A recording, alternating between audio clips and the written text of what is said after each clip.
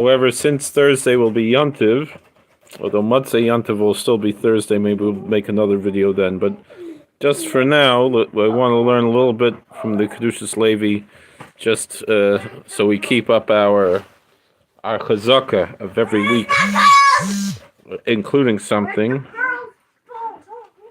If we can get the Kedushas Levi open here. And so,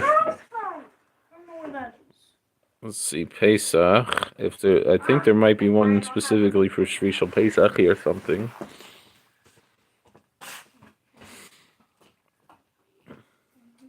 Again, if we can get this working.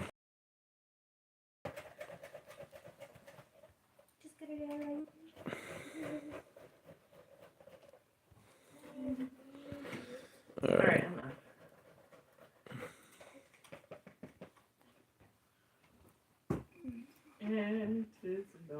In the book of Micah, chapter 7, verse 15, is, as in the days when you left Egypt, I will show you wonders. Vivor Pasuk. So explain the verse in Exodus chapter 3, verse 14. Ekia she'ekia, I will be what I'll be mashal. We'll say it like there's a parable. Lo'ani shehervia cheser salafim b'famachas. There was a poor person who all of a sudden made $1,000 all at once. He had tremendous pleasure from this. And then after that that 10,000 that he made, the first time was 10,000, he made 20,000.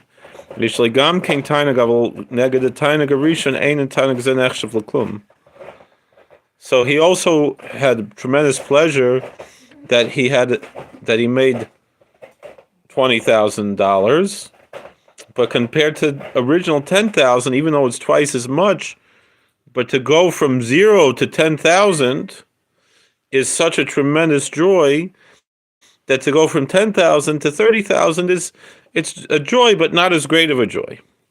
So for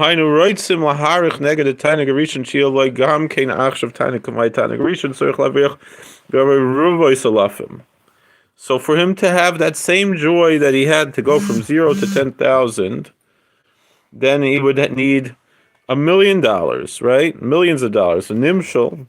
So what's the moral of the story? God rescued us from Egypt, from the house of slavery. He did miracles and wonders with us. Why is that? That was the first pleasure. But very soon, God willing, God is going to do miracles and wonders. But we're still basking in even 3,300 years later.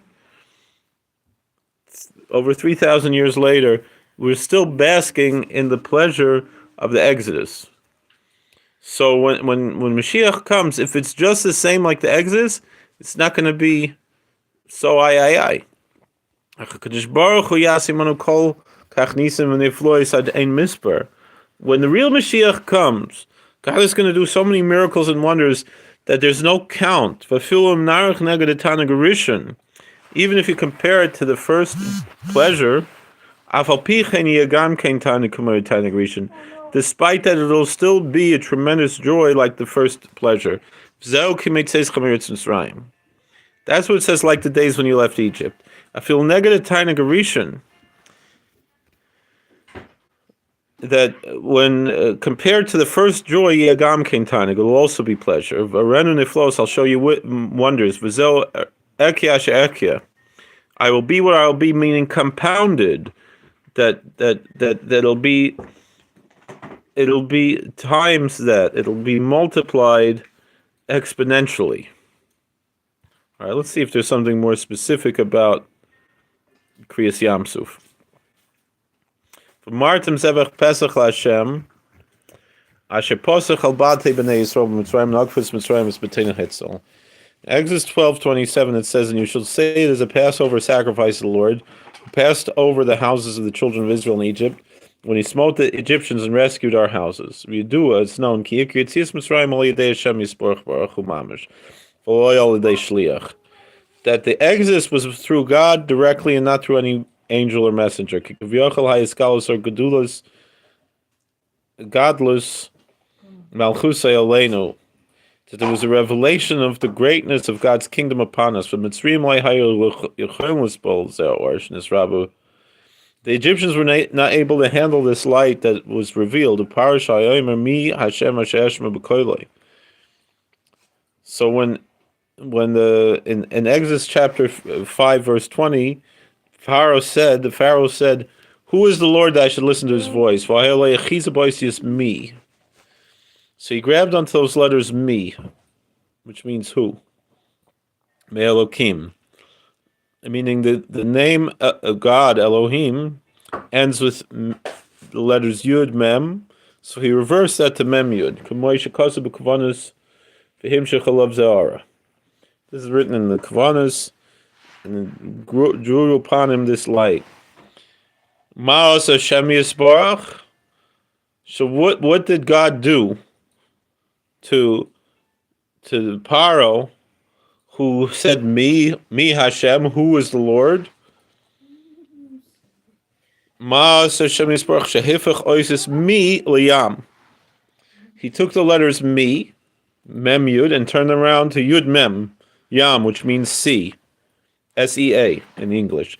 Tova b'yam, meaning the Paro said, who is the Lord? Me Hashem, and God said, I'm going to show you. I'm going to take those letters, me, Mem Yud, and turn them around to Yud Mem, to Yam, to the sea. Tova b'yam, and so the Pharaoh was drowned in the sea.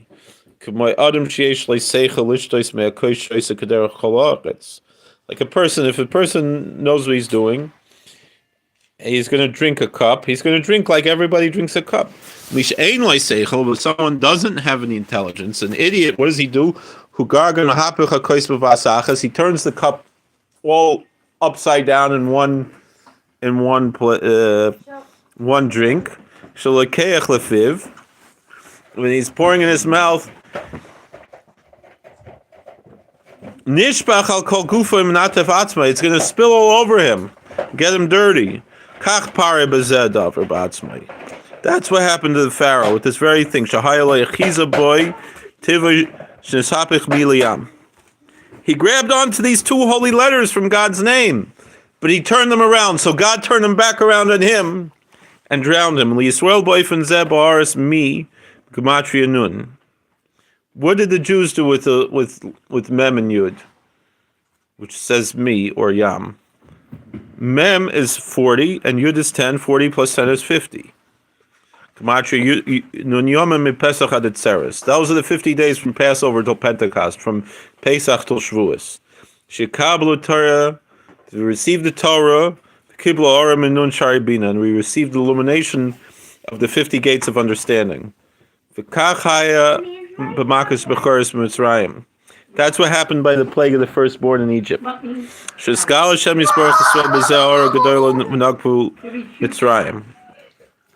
God revealed a tremendous revelation with this, and there was a tremendous illumination when he smote the Egyptians.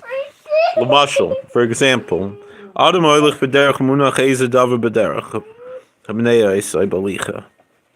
let's say a person's walking and he has something that he doesn't need and it's getting in the way.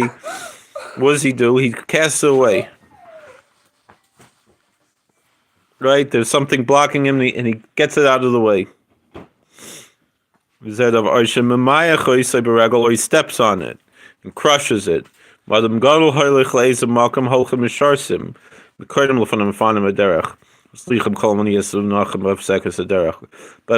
very wealthy person, he has servants who clear the path for him. And all the more so when a king is traveling, he certainly clears the path. So if that's the case, so if that's the case with a human king, all the more so the King of Kings, the divine, the source of blessing. When it comes the time to redeem his children from Mitzrayim, Shaibaneim this maku. So if there's someone standing in the way, they're going to get crushed like the Egyptians did. That's what happened with the plague of the firstborn. All right, thank you for watching. God bless. Please like, share, and subscribe. Comment. We should see the coming of Mashiach Tzidkenu, B'mheira V'Yameinu. And